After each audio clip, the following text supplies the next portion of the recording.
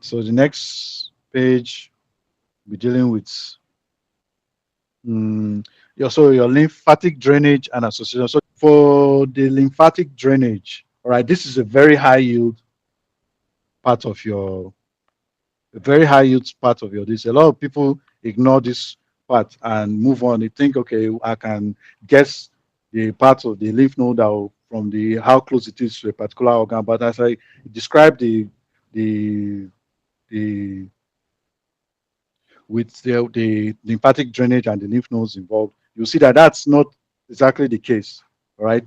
And having come through a lot of the question banks and the MDMA also, I've gotten the feedback that a lot of questions come from this. So you're not just this knowing your lymph node and the lymph node drainage doesn't just deal with immunology, you're dealing with anatomy, oncology, that's tumors, because it's very important for you for your tumors. All right. They're going to, when you see a tumor in an organ, they'll ask you which lymph node does it drain, or when you're assessing a patient, which lymph nodes should you be looking at, or which lymph nodes would you be worried about. So this question is not just your immunology you encounter. You encounter questions on anatomy, questions on oncology, and all of that. Okay, so something it's a very high yield part. You need to really pay attention to this. All right, so I would.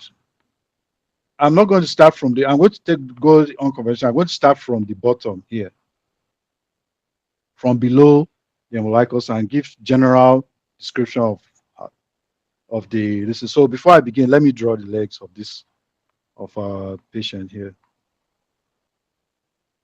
Okay. All right. So let me draw the feet of this patient. So now, before I start describing it, I want to say there's a drainage of the lymph node. Is the right side of the body, the drainage of the right side of the body. Okay, this is your right, this is the left. All right.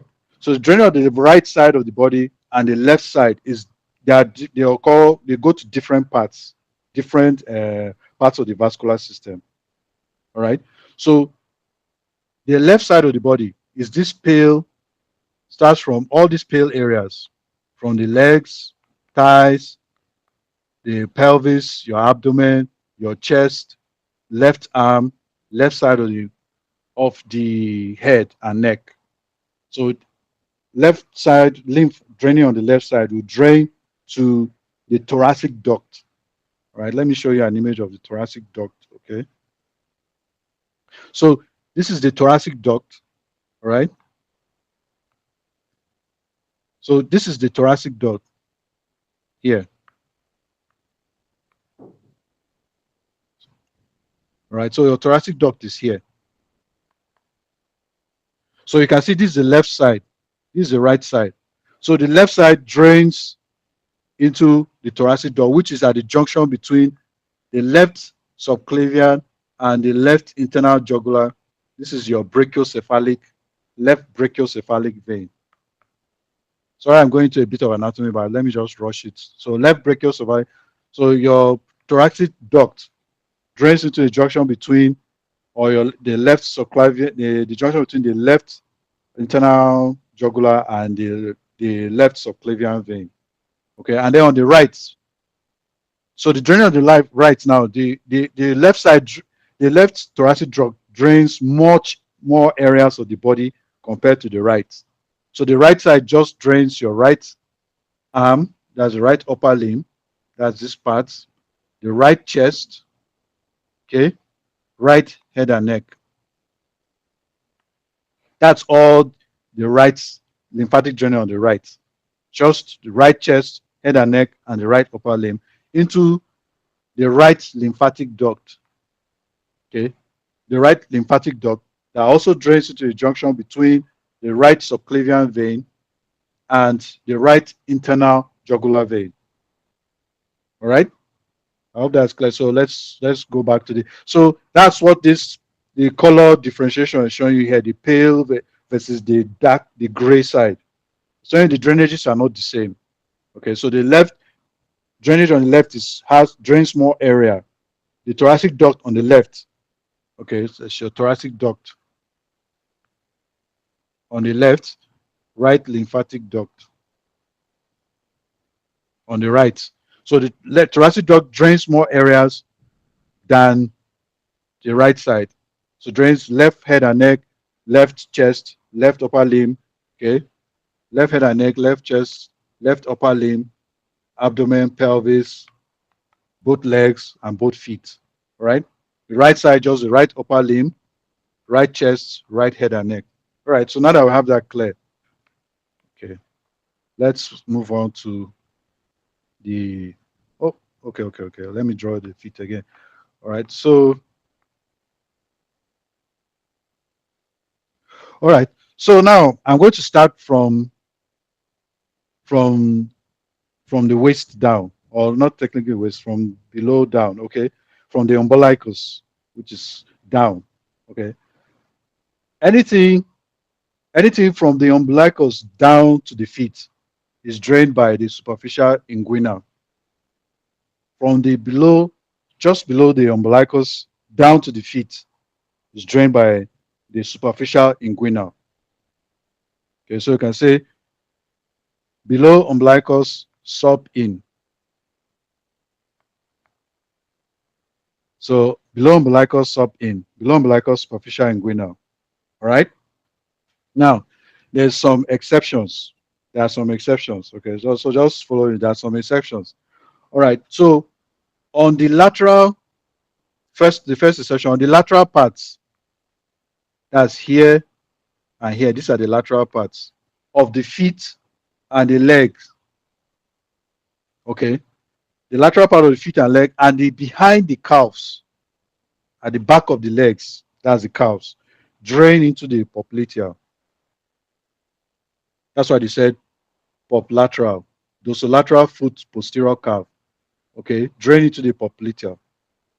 So if you have a question that says someone with a foot ulcer, like we saw a question that said a foot ulcer, but foot ulcer on the lateral part of the leg or on the calf, or cellulitis involving the calf, you can have the popliteal nodes will be swollen, affected.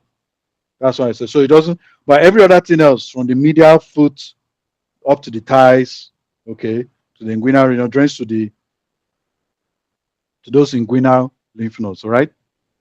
Okay, so let's move on from there while coming up. Okay. Now the the the other exception. Okay. So the other exception is the other thing I want to say again about the superficial inguinal. It drains everything you can see. Okay. So the superficial inguinal here, it drain everything you can see in the perineum. Okay. So if you imagine you're doing a pelvic exam, I said besides from the umbilicus down to the foot, except the lateral part of the feet and the calf.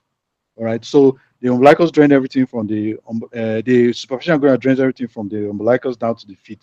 Now, if in the pelvic region now, I'm describing the pelvic, it drains everything that you can see. If you imagine you're doing a pelvic exam in your patient, you're doing a pelvic exam, everything you can see visually is drained by the superficial inguinal.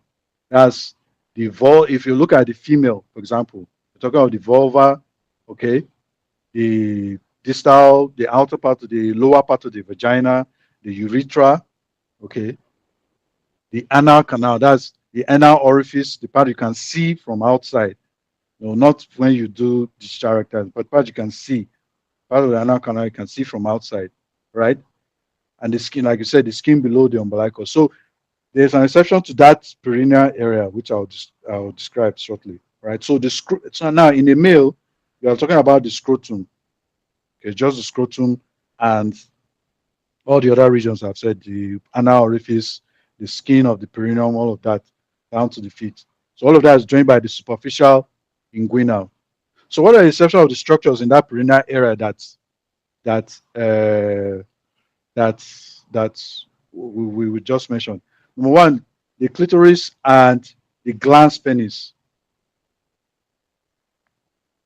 Okay, are drained by the deep inguinal nodes, right? Glans penis and the clitoris are drained by the deep inguinal.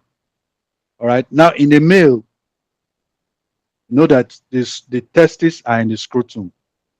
I said the scrotum is drained by the superficial inguinal, but the testes in the scrotum are not drained by the superficial inguinal. They are drained the they are drained by the para-aortic lymph nodes. The testes, which are gonads, okay, are drained by the para-aortic. Now, so that's the exception of that perineal area. So the clitoris, the glans penis by the deep inguinal, the gonads, that's the testis in the scrotum, by the para-aortic. Now, so everything else from the below the umbilicus down to the foot drained by the superficial inguinal. So the exceptions are the lateral foot, the calf, the testis, clitoris, glans penis. Those are the exceptions. Okay, but everything else from the below the umbilicus down to the foot, superficial inguinal. Now, let me move on to since I mentioned the testis drains to the para-aortic, right? So we've talked about this one. We've talked about this one. So the para-aortic now, I said para-aortic earlier. So the gonads in a male are the testis. The gonads in the female are the ovaries. Now the para-aortic, when you hear just think of it as a node, the nodes that drains two organs in pairs. So two gonads, that's testis, ovaries, two kidneys, two fallopian tubes. Okay, in addition to the fundus. So two testes, two ovaries, two kidneys, two fallopian tubes. So a mnemonic there is para-pair. Para-pair. Para-pair.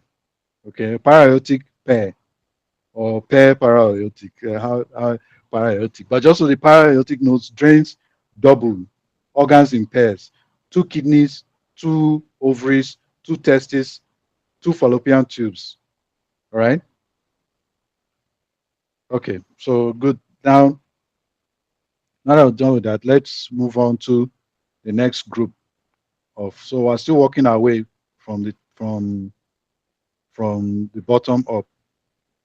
So the next group I'll talk about is, now we're coming to the pelvis, inside the pelvis. So when you hear iliac, whether external or internal iliac, these ones are dealing with pelvic organs, okay, in the pelvis, right? As a general rule, external iliac deals with organs external. When you hear external, more to the front of the pelvis, more to the front. Internal, inside. Internal organs to the back of the pelvis, more inside the pelvis, so towards the back. So external iliac, external organs to the front or anterior. Okay. Internal organs internal or posterior or at the back. Okay. So if I was to open an image of the pelvis for you now. Okay. So if we look at this now, all right, if we look at this, so this is the pelvic structure. So this is the front, this is the back. Okay. So if we divide this into two, your external iliac, let me use red. Okay, your external iliac will be draining organs more at the front, your internal iliac more at the back. All right. So now we said external iliac drains which organs? The body of the uterus, cervix, and superior bladder. All right. So if we go to that, what did we say? Body of the uterus, Okay. So body of the uterus is here. Sorry. So this is your body of the uterus, the cervix. So look at them here. So this is your uterus, cervix. All right. This is the bladder.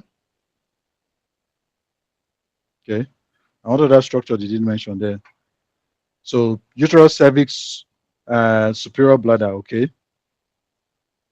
So uterus, bladder, uterus, and the cervix, the body of the uterus and the cervix. So these two structures will be drained by the external iliac.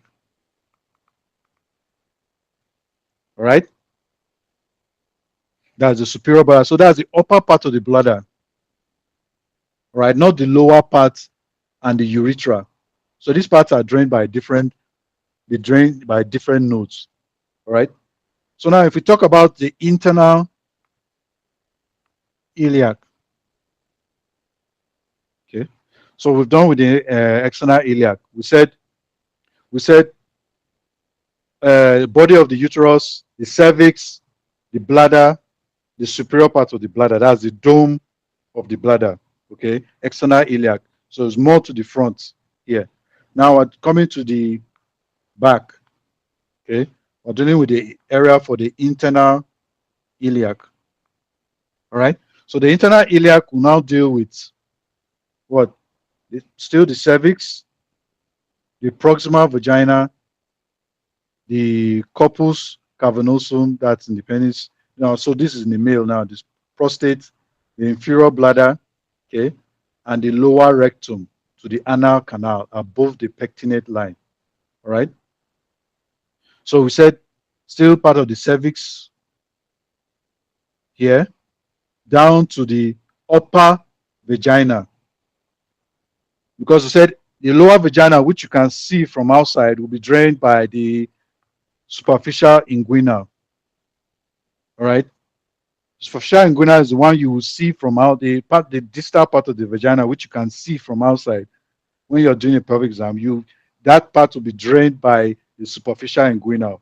But the upper part of the vagina, which is inside the vagina, to a part of the cervix, all right, then the rectum all the way up to the part of the anal canal above the pectinate line. So the pectinate line it's a line in the anal canal that separates the upper rectum from the lower rectum. I don't want to go into too much detail, but it has some anatomical features that you can use to differentiate it. But in so the internal iliac could drain that upper rectum. Why doesn't it drain the lower? Because the lower rectum, which is part of the anal orifice that you can see from outside, or is drained by the superficial. So this part outside, the lower part here will be drained. The lower part here, okay, the lower part here will be drained by the superficial inguinal. The lower part of the vagina is superficial inguinal here. All this area that you can see from outside, superficial inguinal, okay. But then the internal iliac will drain the part of the rectum up to above the pectinate line. That's the upper rectum, right? And then in the male, we said the corpus cavernosum and the prostate, and then of course the urethra, the part of the urethra, which you can see as well. Right. So the upper part of the urethra, upper part of the rectum, upper part of the vagina, part of the cervix, all those parts drained by the internal iliac. Okay, so upper part of the vagina, inferior bladder to the inferior bladder here. Okay, all the way to the upper part of the urethra, upper part of the rectum, the upper part of the vagina, all drained by the internal iliac. Okay. All right. So that's that for the internal and external iliacs. All right. That's that for the. And why did I focus? Why am I focusing on this? Because these nodes, for example, they can tell you external and internal iliacs that are most likely involved in sexually transmitted infection, STIs. Okay, so besides that, in the external and internal iliac, say STI. So, for example, like pelvic inflammatory disease, you can have the nodes, internal and external iliac nodes, depending on the organs that are involved, the nodes that will be affected. Then cellulitis, if it as it progresses further, cellulitis of the foot, it can also involve those iliac nodes, right? And we said the para-aortic is nodes of two, drained organs impaired. That's the testis, kidneys, ovaries, fallopian tube, so as the fundus. So the external iliac we said drains the body of the uterus, cervix, upper bladder. The internal iliac drains the lower bladder, upper vagina, okay, the inferior bladder, upper vagina, lower rectum up to the anal canal, below above the pectinate line, and in the male, the prostate and the corpus cavernosum. So if I was going to show you that of the male, okay, so if I'm going to show you that of the male now, we said the corpus cavernosum, okay, look at it here. All of this, the corpus cavernosum, this is the prostate as well, and then the lower part of the bladder, okay, and then the rectum up to the part of the anal canal above the pectinate line, right? So the lower rectum to the anal canal above the pectinate line. So all these structures will be drained by the internal iliac, right?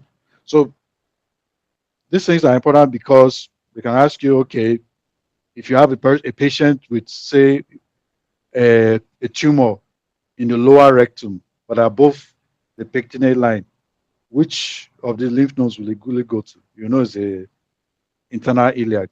If they ask you, okay, a mass in the testis, which lymph node will it go to? You know, it's the para-aortic. If they ask you, okay, a tumor in the cervix, which lymph node will it go to? You know, okay, is it external, or you could go to the external iliac. Okay. If they ask you the tumor in the dome of the bladder, which nodes will it go to? Can you know it's the external iliac, right? So that's those lower lymph nodes in the perineal abdomen and the pelvis, in the pelvis particular, are quite confusing. That's why I took a lot of time to explain that. All right, so so we're moving up. We have the paraumbilical, that's a sister Mary Joseph node. It's a superficial node, right? It's around the umbilicus, and it's very important for gastric cancer. So you just see a node near the umbilicus, superficial node near the umbilicus, and once you see that, you know it's a tumor coming from the abdomen or the pelvis, but most especially you'll be thinking of gastric cancer. Okay, it's fairly straightforward. Then the other group of lymph nodes, you have the celiac, superior mesenteric, and inferior mesenteric. Okay, those three tend to go together. Celiac, superior mesenteric, inferior mesenteric.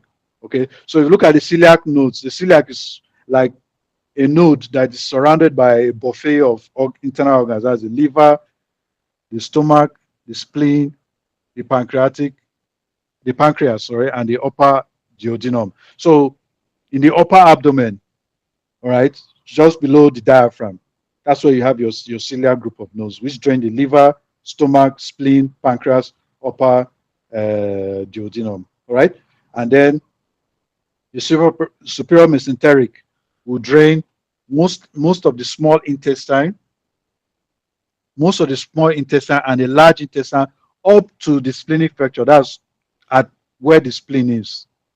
All right, so that's the lower duodenum, the jejunum, the ileum, and the colon up to the splenic flexure.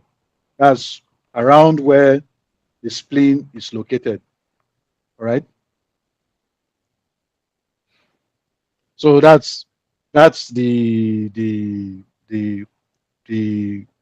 distribution of the superior mesenteric, and then the inferior mesenteric will drain from the colon, from that splenic flexure down to the upper rectum. That's a good. You need to note that distinction. From the splenic flexure down to the upper rectum. Okay, because anything from the lower rectum to the anal canal above the pectinal line will be drained by the internal iliac. All right, so the inferior mesenteric drains from the splenic flexure to the upper rectum. All right. Sorry, sir. Please, could you take that again? Yeah. Okay, so I said the celiac, we have the celiac, superior mesenteric, and inferior mesenteric. Those three tend to go right, just like so those ones drain much of the intestine. Okay, the upper abdomen, the organs in the upper abdomen and the intestine. Celiac, superior mesenteric, inferior mesenteric. Okay, just like the iliac nodes drain much of the pelvic organs. All right. So the celiac, starting from up down, the celiac is the most superior, just below the diaphragm.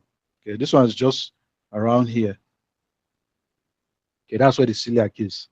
So it drains, you have the liver here, the spleen here, the pancreas here, the stomach here, and the duodenum. So the celiac could drain all those. It's like just imagine it's surrounded by a wall of those internal organs. The liver on the right, the spleen on the left, stomach and the pancreas in the middle, and the duodenum. All right, so that's just below the diaphragm. Then if you go lower, the superior mesenteric now drains much of the small intestine and up to half of the large intestine. Okay, small intestine has the duodenum, part of the duodenum, jejunum, ileum. Okay, you're going down the intestine, duodenum, jejunum, ileum. Okay, the colon, that's the cecum, ascending colon to the transverse colon, and then stops at the splenic flexure. Okay, where you have the spleen on this side. Okay, so let me use this for this, up to the splenic flexure. So it stops here. All right.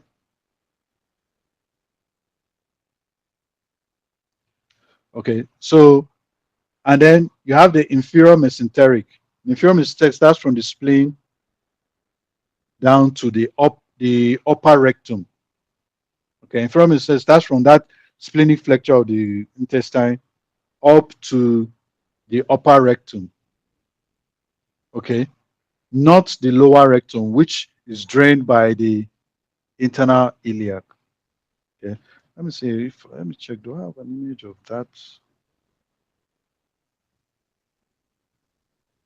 Okay, no, I don't. Okay. So the the inferior mesenteric drains from the splenic flexure up to down to the upper rectum. All right. So if they tell you that there's a tumor that involves the descending colon and the rectosigmoid, and actually which lymph node will it drain to?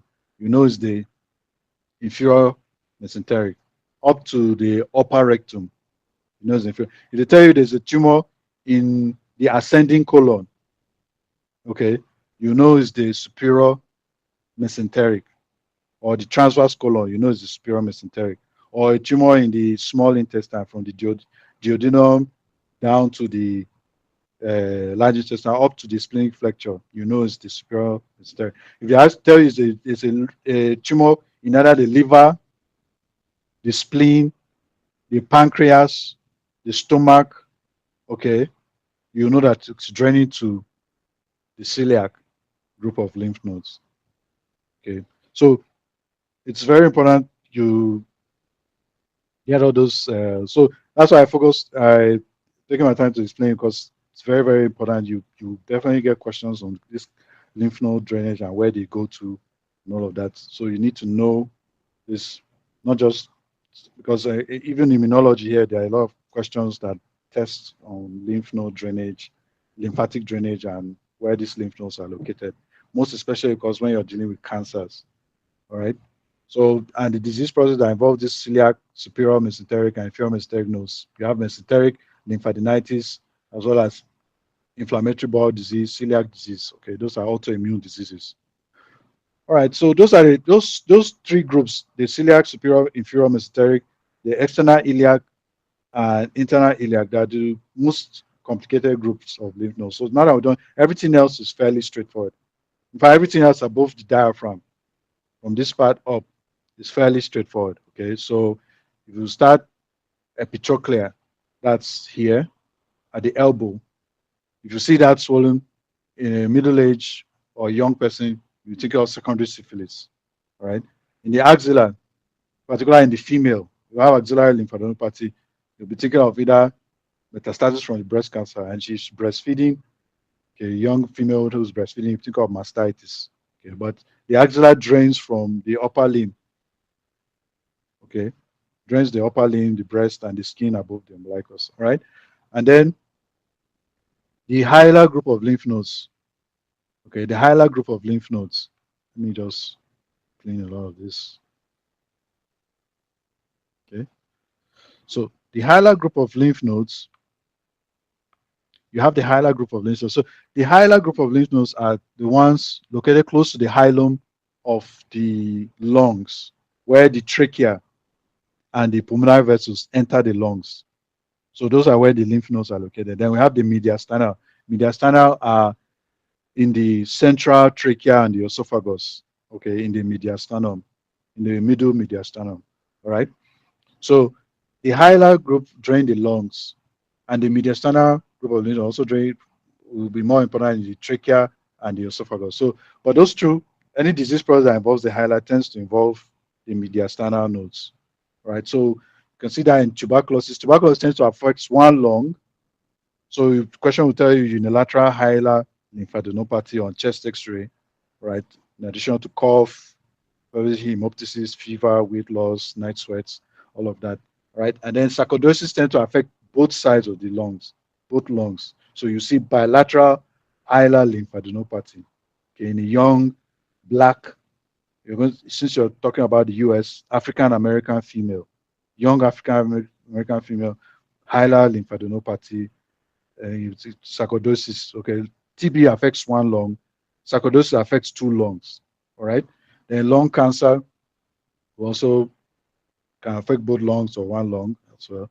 But you also have weight loss, hemoptysis, all of that, and then granulomatous diseases as well. All right, so those ones affect the mediastinal and hilar lymph nodes. Now, moving on to the supraclavicular. Okay, so we have the right supraclavicular, the left. Now, the right supraclavicular just drains the right hemithorax. As I said here, right drains right hemithorax. Okay, the left drains left hemithorax, abdomen, pelvis. Okay, the right drains the right hemithorax only. The left drains left hemithorax, abdomen, pelvis. Okay, so if you see, what does that mean? That means if you see a left supraclavicular lymph node, enlarged left supraclavicular lymph node, also called Virchow's node. If you see a large left supraclavicular lymph node, it means you're dealing, it's a very bad sign. Dealing means that it's something very bad is going on, because almost always significant for malignancy. But that cancer could be coming from either the thorax, the abdomen, or the pelvis. If you see a large, let me use a different color so that to make it easier for you. Okay. So if you see on the left, so if you see a left supraclavicular lymph node, could tell you that it's a tumor, metastasis from a tumor coming from either the left thorax, hemithorax, abdomen, or pelvis. All right, that's what you could tell you. So you see that you have to start looking through all those structures, all those cavities for a malignancy. Now, if you see it on the right, it just tells you that the problem most likely is coming from just the right hemithorax, a right supraclavicular lymph node. Okay, could just be coming only from most likely just the chest, the right hemithorax. All right. Okay. And more so, the other thing is the right uh, supraclavicular lymph node. It can, if you have, say, TB that involves I told you TB is unilateral. So if you have a TB that involves just the right side of the chest, the right lung, it can cause a right supraventricular lymph node, enlarged lymph node. But that would be unlikely on the left, because the left you're dealing with just all the cavity. The left, you're on the left, you're dealing with the left hemithorax, the abdomen, and the pelvis. Okay. All right. So I hope that's clear. Now moving on to the neck. Okay. So we have the deep. So you have the deep cervical nodes, which are in the neck. Okay. So those drain from the head and neck, the oropharynx. So if you have upper respiratory tract infection, okay, infectious uh, infectious mononucleosis, Kawasaki disease, all of this, and then even malignancy of the head. And so all those ones can cause enlargement of the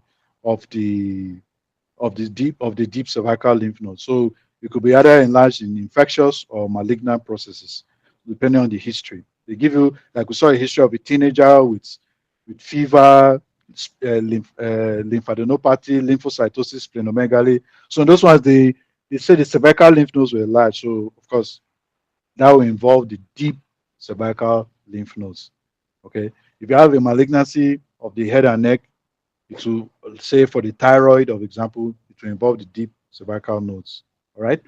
Now, finally, we talk of the submental and the submandibular. Now, there's a difference between the two. The submental is midline. Submental is just beneath the chin. So it drains the structures in the middle part of the lower face, the middle, towards the midline of the lower face. So it's draining the lower lip, so the submental, more of midline. And that means it's draining the lower, middle of the lower lips, okay, floor of the mouth, all right? So middle of the lower lip, floor of the mouth, and just the chin. That's all it drains. Then the submandibular is towards the sides.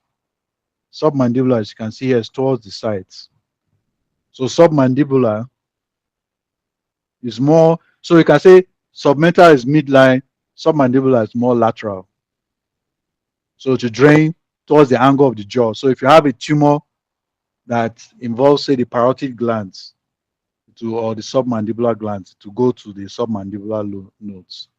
Okay. All right. So you have a tumor of the submandibular gland. So the submandibular drains more lateral structures. All right. And more structures within the oral cavity. They say the uvula, the palatine, the roof of the mouth, the oral cavity, and the towards the sides of the mouth. And the other thing I forgot to mention here was the tip of the tongue. So the tip of the tongue, the middle of the lower lip, the floor of the mouth, and the chin, submental. Okay. This one, the sides of the tongue, the jaw of the jaw, the submandibular glands, and the parotid glands, as well as the oral cavity. All right. The oral cavity. Okay. So that's just all I want to say there. So any questions? I think there's a lot of information. That's why I spent a lot of time here. Any questions before we move on? We'll take a minute or two.